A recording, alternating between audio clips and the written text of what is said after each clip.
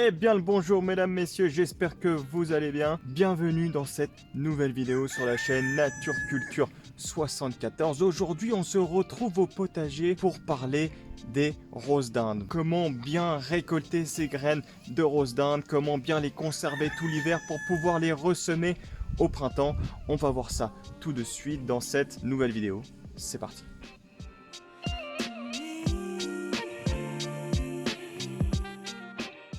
La rose d'Inde, aussi appelée Tagetes erecta en latin, est originaire du Mexique, et non pas d'Inde comme son nom l'indique. C'est une plante faisant partie de la famille des astéracées, comme les marguerites, les pâquerettes, les tournesols, ainsi que plein d'autres plantes. Il faut savoir qu'au Cambodge, les jeunes feuilles de la rose d'Inde sont consommées comme un légume et même transformées en épices. Chez nous, ce sera plutôt une utilisation ornementale. Pour cette plante, le semis se fera en février-mars, suivi de la plantation en avril-mai.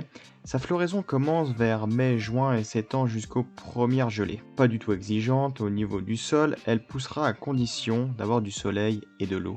Je recommande cette culture que je considère comme étant une culture très facile. Que ça soit le semis, la plantation, l'arrosage, le peu d'entretien qu'on va lui apporter, bien évidemment la récolte des graines qui se fait mais super facilement. Je considère qu'il n'y a pas vraiment d'entretien pour cette plante à partir du moment où elle est en pleine terre, elle se débrouille absolument toute seule. Il faut juste penser à l'arroser de temps en temps lorsqu'il y a des fortes chaleurs. Au niveau de la floraison, le petit conseil que je peux vous donner, c'est retirer les fleurs fanées, ça stimulera la plante pour qu'elle produise de nouvelles fleurs et que la floraison dure très longtemps. Cette plante, elle va vraiment résister à la sécheresse. C'est une plante super utile au potager d'un point de vue pollinisation, biodiversité.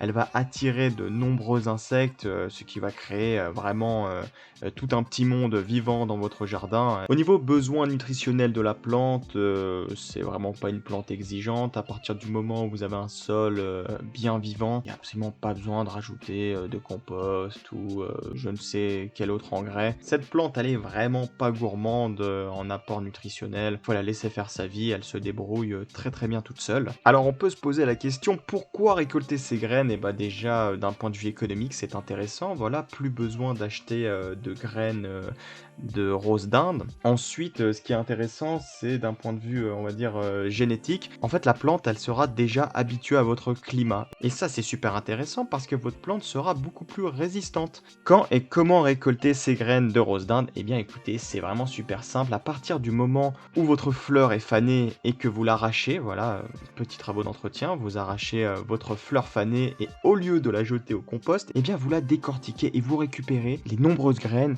qui se trouvent à l'intérieur. C'est vraiment super bien parce que c'est une plante hyper productive au niveau des semences. Vous avez juste à les récupérer et à les conserver. Alors maintenant, la question qu'on peut se poser, c'est comment les conserver? Rien de plus simple, il faut juste les récolter donc au bon moment, quand la fleur est vraiment bien fanée, sinon ça ne sert à rien de les prendre, les graines ne seront pas arrivées à maturité. Vous les récoltez, si vous avez des doutes, vous pouvez les faire sécher, mais en théorie, elles sont déjà ultra sèches. Vous avez juste à les ranger et à attendre l'année prochaine pour les ressortir. Voilà, personnellement, moi je les range dans une sorte de petite enveloppe en papier que je fabrique moi-même. Voilà, c'est très simple, c'est une sorte de petit origami, pas difficile à faire. Et suite à ça, eh bien, je les mets dans ma cave à l'abri de la chaleur, de l'humidité et je les ressortirai seulement au printemps prochain.